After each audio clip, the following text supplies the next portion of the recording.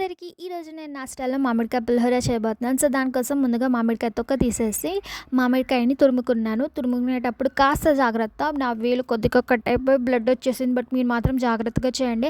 ఆ తర్వాత పోపు కోసం ఒక కడాయి పెట్టేసుకొని, దాంట్లో 2 టేబుల్ స్పూన్ ఆయిల్ వేశాను. ఆయిల్ హీట్ అయ్యాక ఆవాలు, వేరుశనగ పప్పులు, ఎండుమిరపకాయలు వేశాను.